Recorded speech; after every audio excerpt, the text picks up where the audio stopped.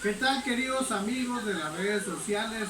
Te saluda con mucho cariño tu amigo Octavio García Mazariegos desde tu humilde casa aquí en la ciudad de Tapachula, Chiapas, México.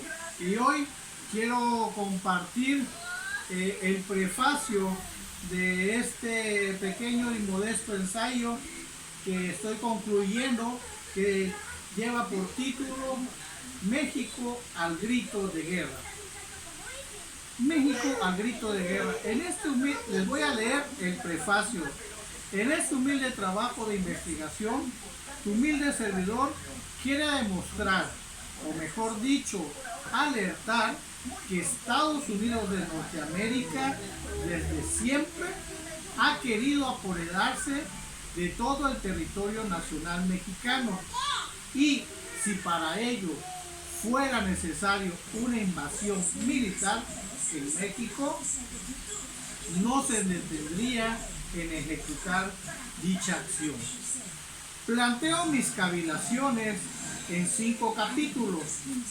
En el primer capítulo, sin pretender invadir la esfera de la metafísica, planteo por qué Estados Unidos de Norteamérica fue la raza o cultura que eligió el gran arquitecto del universo para liderar a la humanidad, y que a lo largo de los años Estados Unidos, se enfermó de poder y de avaricia y dejó de cultivar esas prácticas que lo llevaron a ser una nación poderosa que agradaba a Dios y los hermanos del universo. Los hermanos del universo veían con buenos ojos, y toda la sociedad en el planeta Tierra admiraban a esa gran cultura que hoy en ruinas se pelea con todas las sociedades del planeta y pone en riesgo la economía global y la paz del mundo. En el segundo capítulo planteo la historia de cómo el trabajo, la industria y la inversión de los activos económicos en nuevas tecnologías fueron empoderando económicamente a los Estados Unidos, ayudados por la divina providencia que les envió a genios financieros como J.P. Morgan, como Carnegie, como Rockefeller, entre otros, que no fue coincidencia que estos grandes genios de la industria nacieran en la misma época y en el mismo país, y que hicieron de Estados Unidos de Norteamérica verdaderamente un país grande, admirado y respetado por todos los seres humanos. Fue la Primera Guerra Mundial quien encumbró en la cima a los Estados Unidos, ya que recordemos que la Primera Guerra Mundial comenzó el 28 de julio de 1914, en donde las potencias europeas se enfrentaron entre sí, lo que dio lugar al empoderamiento económico, político y militar de los Estados Unidos. Es como que si en una competencia, en un maratón de 500 metros, de pronto todos los competidores se empezaran a pelear entre sí y dejaran de correr, menos uno de ellos. Pues es obvio que el competidor, mientras los demás contendientes están peleando entre sí, el competidor solitario, aunque sea trotando, avanza y llega a la meta. Y por eso fue que Estados Unidos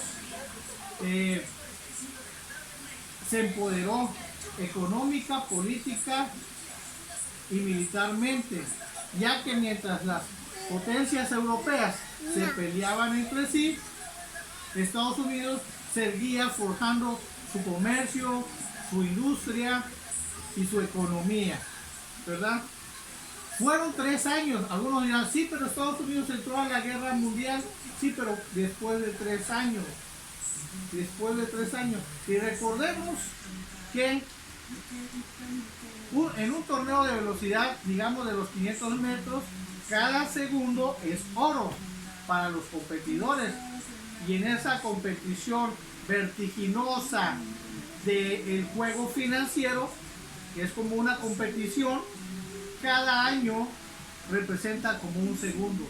Por eso Estados Unidos, mientras las potencias europeas se peleaban, Estados Unidos cabalgando llegó a adelantarse económica y militarmente. También es importante mencionar que no es lo mismo entrar a una guerra desde el principio que entrar años después, cuando todos los países están debilitados económicamente. Las tropas de cada país ya han causado miles y miles de bajas. Las tropas ya están cansadas física, emocional y psicológicamente. Es como, por ejemplo, si en un pleito callejero entre dos personas se empezasen a pelear entre sí, 2 contra 2, y uno de ellos solo estuviera a la expectativa viendo. Después de unos, ¿qué le gusta? 20 minutos, ya cuando las dos personas, los 4 contendientes, están golpeados, están cansados, ¿verdad? Están sangrados, ya el espectador elige quién de los dos grupos está más fuerte y quién de los dos grupos está más débil. Entonces entra a apoyar a las 2 personas que están más fuertes. Y como estás fresco, pues nada más llegas a hacer el tercero en historia, llegas y pum, pum, pum, pum, pa, los golpeas, y ya que están tirados en el piso, te dicen, bueno, en castigo le vamos a quitar su cartera y nosotros 3 nos vamos a dividir en partes iguales el dinero. Se le quitan la cartera a las 2 personas, sacan el dinero que traen y se dividen el botín entre las 3 personas.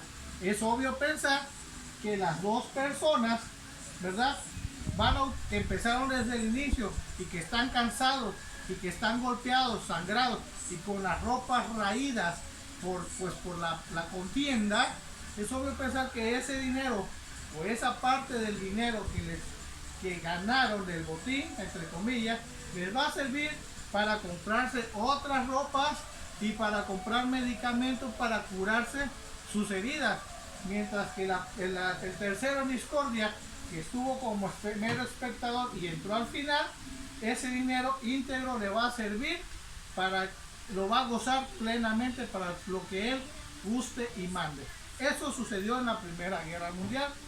Estados Unidos entró hasta el año 1917, 3 años después de haber iniciado la guerra.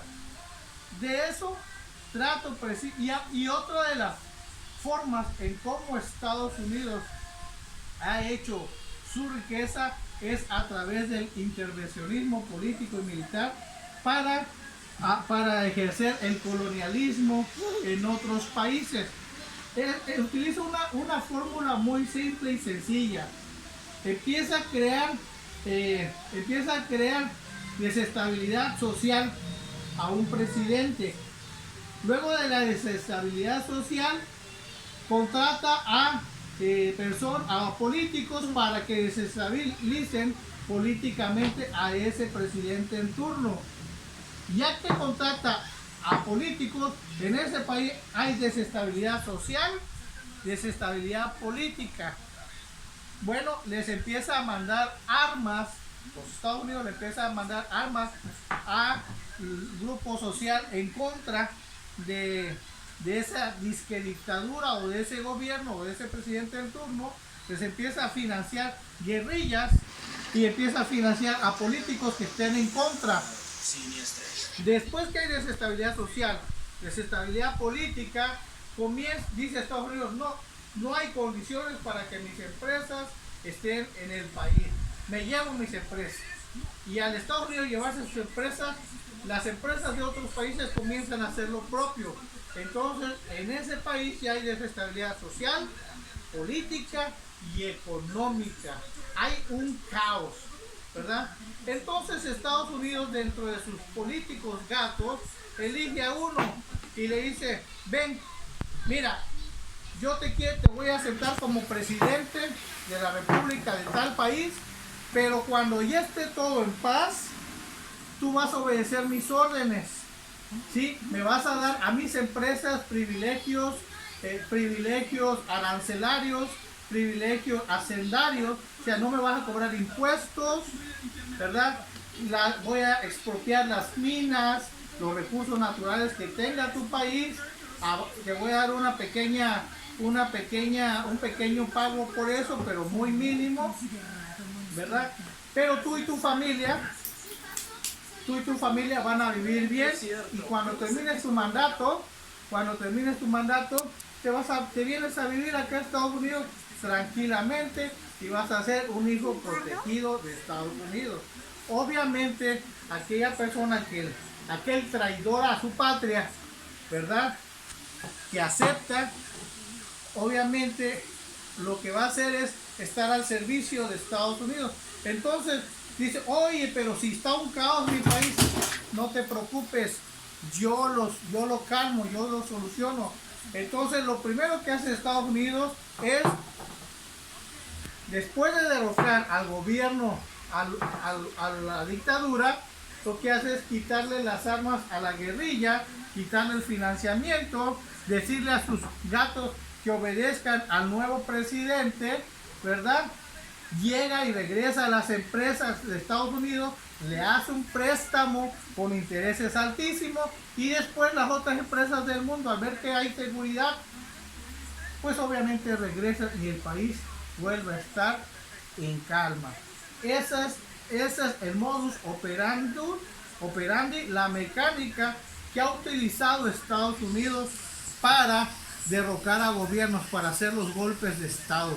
En Latinoamérica, en África y en Asia ha hecho exactamente lo mismo. De eso habla lo que es el segundo capítulo de mi libro, México al grito de guerra. Recuerda que son 5. Espero que continúes escuchando la transmisión de lo que será mi libro, México al grito de guerra. Gracias.